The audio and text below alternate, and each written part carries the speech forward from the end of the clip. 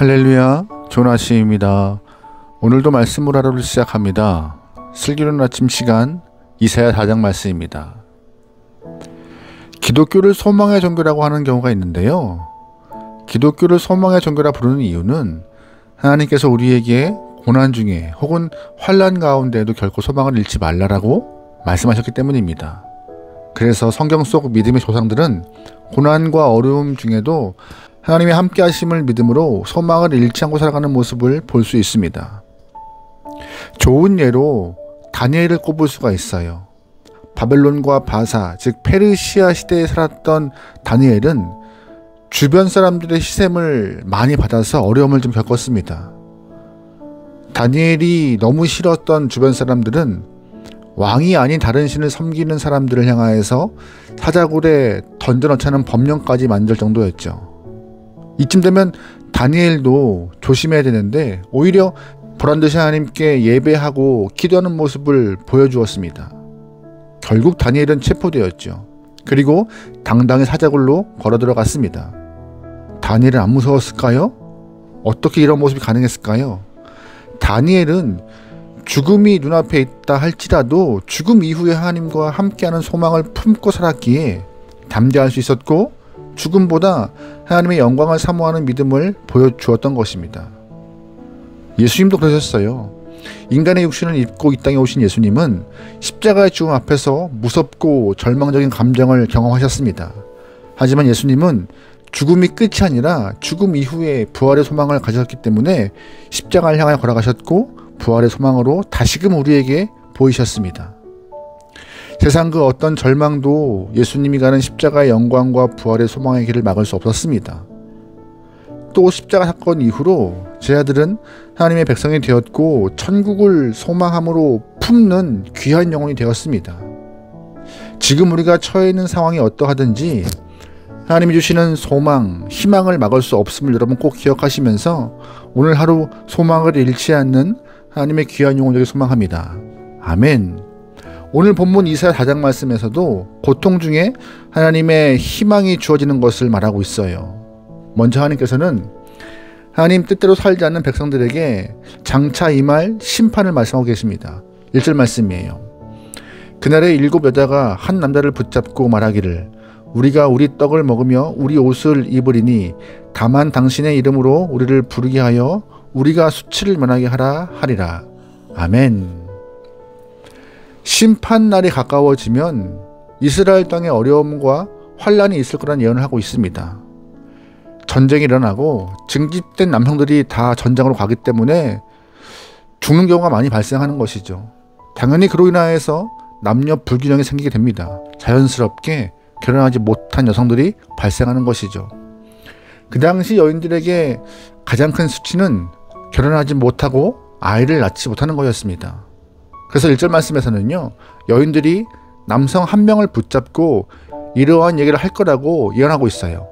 내가 당신에게 옷도 구하지 않고 떡도 구하지 않을 것이다. 무슨 뜻이에요? 생활에 어떠한 짐도 요구하지 않을 것이니까 나의 남편만 되어달라는 말을 하고 있는 것이죠. 그러면서 당신을 통해서 아이를 낳고 싶다. 그래서 수치와 부끄러움을 당하지 않게 해달라고 간청하고 있습니다. 이것은 이사야가 장차 이 이스라엘 민족에게 주어질 하는 심판이 이렇게 무서울 거라고 경고하고 있는 내용입니다. 얼마나 절망적이고 무서운 경고입니까? 하나님의 말씀을 떠나 하나님의 뜻대로 살지 않는 민족에게는 어떠한 미래도 없을 거라는 것이에요. 하지만 이러한 무섭고 아주 공포스러운 경고 속에서도 하나님께서는 희망의 싹을 남겨주셨습니다. 감사하죠. 2절 말씀이에요. 그날에 여호와의 싹이 아름답고 영화로울 것이요 그 땅의 소산은 이스라엘의 피난한 자를 위하여 영화롭고 아름다울 것이며. 아멘. 무슨 말이에요? 하나님께서 모든 나라와 민족을 심판하실 때 하나님의 그 싹은 그곳에서 새롭게 싹을 틔우고 희망을 줄 거라는 말을 하고 있는 것입니다.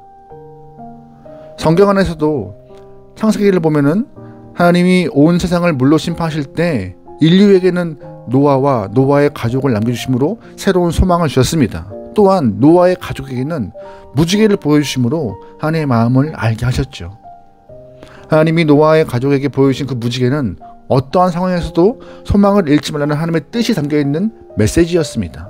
지금 당장 절망적인 상황에서도 하나님께서는 여호와의 싹을 남겨주고 계심을 여러분 꼭 기억하시길 소망합니다. 오늘 이 말씀은요, 우리에게도 큰 위로가 되는 부분입니다. 사람들은 크고 작은 고난을 겪고 있어요.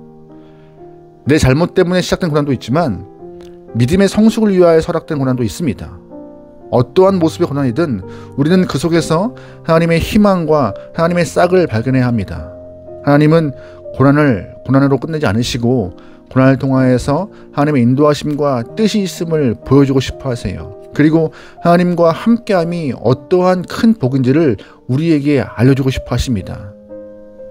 보기에는 편한 길이 아니지만 믿음의 길, 은혜의 길을 끝까지 가다 보면 하나님의 백성들은 결코 낙심하지 않고 하나님의 은혜를, 하나님의 복을, 하나님의 함께하심을 체험할 것입니다. 하나님께서 오늘 우리의 터전에 희망의 싹을 남겨주심을 믿고 살아갈 수 있는 귀한 영혼 되기 바랍니다. 아멘. 본문에서 이사야는 하나님의 백성들이 고난 중에 어디에 있어야 할지도 말하고 있어요. 3절 말씀입니다. 시온에 남아있는 자, 예루살렘에 머물러 있는 자, 곧 예루살렘 안에 생존하는 자 중 기록된 모든 사람은 거룩하다 칭함을 얻으리니. 아멘. 시온과 예루살렘에 머물러 있는 사람에게는 하나님께서 더 큰 소망을 주신다 말씀하십니다. 시온은 어디일까요? 예루살렘은 어디일까요? 이것은 공간을 말하는 것이 아니라 말씀이 있는 자리를 뜻하는 것입니다. 다시 말해서 어떠한 상황에도 하나님의 말씀을 의지하고 말씀 가운데 굳게 서 있으면 하나님은 그를 거룩하다라고 인정하실 것이죠. 예수님께서 이 땅에 메시아로 오셨을 때 성전을 지키며 메시아가 오실 그 날을 기대하며 소망하는 사람이 있었습니다. 복음서에는 그분들의 이름을 기록하고 있는데 바로 시므온과 안나라는 사람이었어요. 분명 세상은 악하고 로마의 권력은 정점을 향하여 있고 헤롯의 광기가 온 세상을 덮고 있을 그때 시므온과 안나는 메시아를 만날 날을 소망하고 있었습니다. 특별히 이 안나는요, 과부가 된 지 오랜 시간 동안 성전을 떠나지 않고 그 자리를 지키며 하나님이 약속하신 그 날을 소망하고 있었습니다. 이것이 바로 하나님의 백성이 가져야 될 소명이고 또한 가져야 될 소망이고 희망인 것입니다. 희망이 없고 절망만 있었다면은 이 안나는요, 한결같은 모습으로 성전 안에서 있을 수 있었을까요? 만약 희망이 없고 절망만 있었다면은 안나가 오랜 시간 동안 성전 안에서 기다림을 가질 수 있었을까요? 불가능했을 것입니다. 그들은 그 기다림의 결과를 눈으로 보았고 메시아를 안아보는 놀라운 영광을 얻게 되었습니다. 왜요? 소망을 잃지 않았기 때문에요. 여러분의 삶에도 하나님이 말씀에서 선포하시는 그 소망함을 잃지 않고 주와 동행하길 소망합니다. 그럼 오늘 우리는 어디에 있어야 할까요?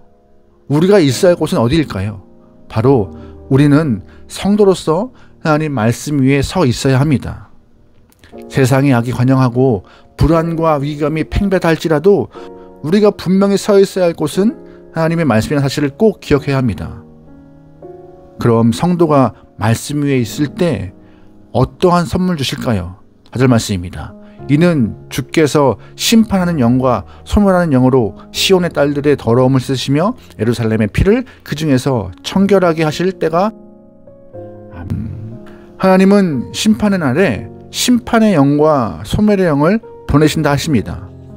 말씀에 서 있을 때 더러움과 악함을 하나님의 소멸의 영으로 불러 태우실 것이라는 거예요. 그러기에 우리는 심령 가운데 심판의 영과 소멸의 영을 받아야 하는 것입니다. 왜냐하면 심판하는 영을 받으면 분별력이 생겨요.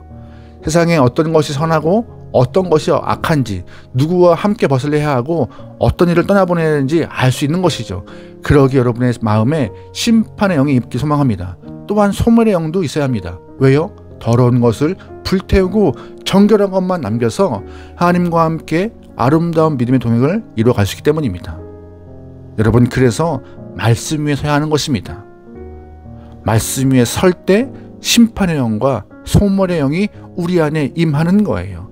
그래서 우리의 삶이 거룩함으로 나갈 수 있는 것이고요. 오늘 여러분 어디에 계시죠? 어디에 서 있으십니까?